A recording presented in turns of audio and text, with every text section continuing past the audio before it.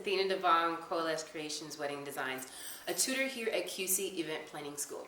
And today I want to talk to you about a very trending topic about taking your business to the next level.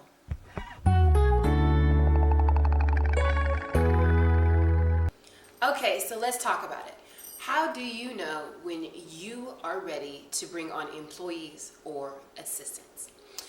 I want to let you know that's actually a really easy answer. I'll put it this way. If you find out that you've been doing your own business for quite a while, you should know by now about how, on average, how many events you can handle in a few months or in a year, and you're pretty good doing it just by yourself. But the minute you start to feel like your customer service is slightly slipping or needs a little bit more attention, or if you've noticed that you're getting more inquiries now and you have the projection to have more events coming up than you have in the past, it is time for you to have an assistant or an employee. You never want to jeopardize your consistency of level of customer service. So when you start to notice that you couldn't respond to every single email as quickly as you used to, when you start to notice that you've got more inquiries coming into your website, when you start to notice that you're getting more invitations to networking events, private events, because you're getting your name out there more, when you start to recognize you're getting so many more referrals from your current vendors that you work with, and when you start to realize that maybe you forgot to do something, those are clear signs it's ready for you to bring somebody on.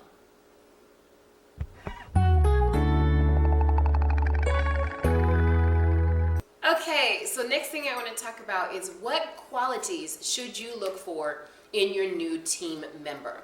And I'm going to hit on just 4 qualities that are really important for you to have. First quality you want this team player to have is the fact that they need to be able to communicate the same way that you currently communicate with your clients. What I mean by that, if you have built a habit that you typically only email response to your clients, you need to know someone that knows how to work emails the same way you do and how to work your canned responses if you have that, or your automatic replies, things like that. They need to know how to work all those things. So maybe they need to have a little bit more tech savviness, but it's all based on your level of communication. If you have a business to where your communication is unlimited for your clients, you need to have someone that can communicate unlimitedly between you and your clients that you assign them to. So it may sound really basic and elementary, but you really need to have someone that communicates the same way you do. For my clients, I can communicate through our client portal on my website. I communicate through text message. I communicate through phone. I communicate through Skype, through Google Hangouts, any way that's most convenient for my client. So when I'm bringing on a team member, it has to be someone that knows how to do the exact same things as me. Because if I ask them to work with my bride, Tracy, and Tracy only does our client portal, my team member needs to know how to work the client portal. It's not going to be okay for her to pick up the phone and call my client, Tracy, if she only wants to do the client portal. That would be bad news for me and my company. So you always want to have someone that communicates the same way that you communicate currently in your business. The second factor is you want someone who is teachable. It's not enough for someone to just have a great resume or great skills or recommendations. You have to have someone that can be teachable, where you can teach them and they can learn your ways of your company. There are so many wedding planners in the United States and even in the world, to the sense that it's always going to be different. If you're like what I like to call a traveling assistant, it's never going to be the same if you're working with one wedding planner to another event planner, to another wedding planner, to another event planner. The processes are always going to be different. So you've got to bring on someone that is teachable to learn your way of doing things in your business. Along with having great communication and communicating the same way as you and being teachable, you have to have someone who's reliable. Now, how in the heck would you know from a resume or a one-time conversation if someone's reliable? You really don't. And there's no way to know until you test it. So there are 2 great ways that you can test out having an employee before they become your official employee. You can either have a probation period. Most corporations, when you go to, what do? They tell you this is a 60-day probation or a 90-day probation. And they won't start their benefits till after that time period, because once they start the benefits, that's when they're investing in you. So for you, same thing.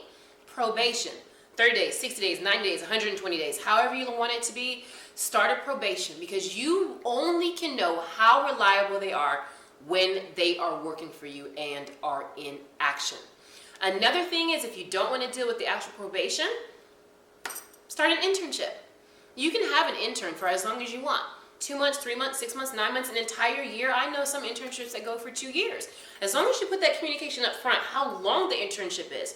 You'll only have people inquiring that position knowing how long the term is. But what those two things do is it allows them the experience to know what it's like to work for you in your company. And then for you to see, I can work with this person. Their communication level is what I want. I can teach them.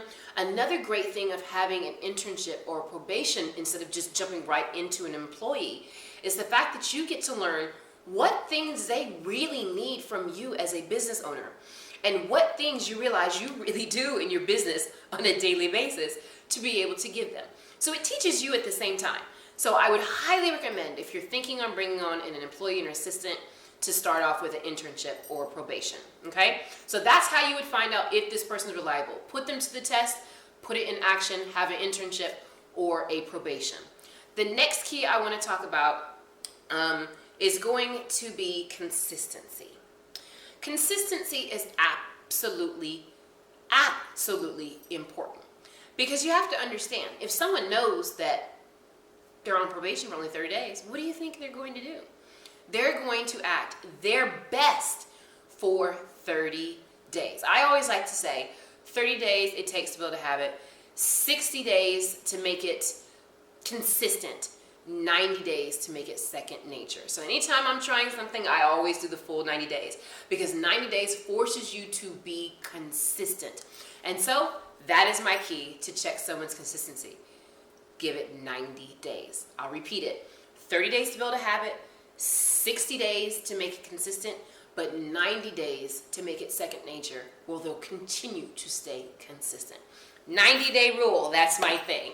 So I'll repeat it. The person has to have the same communication level as you. That's quality and factor number one. Quality and factor number two is they need to be teachable. You've got to teach them your way and the way you like things to be doing, because they're representing you and your company. The third thing is that they have to be reliable, and you can find this out by either doing an internship or a probation. The fourth quality they have to have is they have to be consistent, and it's really on you to find out how consistent they are by stretching it and watching yourself and being that overhead to see how long they take to do things. Okay, so now that we know we're going to hire an employee and assistant, what are they going to do once they're working with you in your company? There is one sure way that I have found and taught other wedding planners to do that have totally given them a strategy plan on how they're going to decide the duties and responsibilities of their new team member. And I'm going to share that exact same secret with you, because it's really not a secret. What you want to do is what I call my 30-day journal. Yep, it's that simple. Grab a blank journal, notebook, pieces of paper, however you want to do it. And you need to journal yourself for 30 days. It is a discipline and a commitment you must do that is highly important for you to have a successful process in hiring an employee or an assistant. So when I say journal yourself for 30 days, what are you doing? You're waking up in the morning. You have your coffee, you jump and check your emails. Well, wow, there's just two things you just have for your company. You need coffee, and you start your day with responding to emails. If you have an office space and you like your coffee a certain way, and your employee likes coffee, maybe make it one of their duties to have the coffee going. Corporations do it all the time. Employees come in and they get the coffee ready. So you're a business owner, why couldn't you do the same thing? So you want to write down everything that you do for 30 days, every day. And the things that you want to catch are there certain days that you do certain things? Like on Sundays, I always do my blog posts. On Sundays. Only on Sundays. So that's a fact I need to know. So when I'm bringing on an employee that I want to take over my blogging, she's not blogging on Wednesday or Friday or Saturday, because I consistently blog on Sunday. You also don't want someone who changes your way of how you do your emails. Sometimes people use canned responses, or they have templates. or they have automatic replies. They need to know all of those things. And you need to know that you need to communicate that with them. The problem many wedding planners and event planners have when they're bringing on someone is they really don't understand the scope of what they do as a business owner. And you won't know until you do the 30-day journal. So grab some paper or grab a journal and start writing down what you do on a daily basis in your business. After your 30 days, you'll be able to go back, see what duties you actually do yourself. Then you can choose which ones you want to delegate onto somebody else. That is the surefire way of deciding what you need them to do. Because I'll tell you now, if you Google planner, wedding planner, or event planner duties, you're going to get overwhelmed, confused, and frustrated. Because there's not one set way that's on Google that tells somebody how to work for you. Only you and you know how your company runs. And sometimes we don't even know how we run the business ourselves because we're just doing it on such a daily basis. It becomes second nature to us. We don't realize what we do. So take the 30-day challenge, journal yourself, and then you'll easily be able to go back and highlight all the tasks and duties that you have. Come up with a list. This is what you'll be responsible for, and this is what you're willing to let go to your employee or assistant. Get your journal.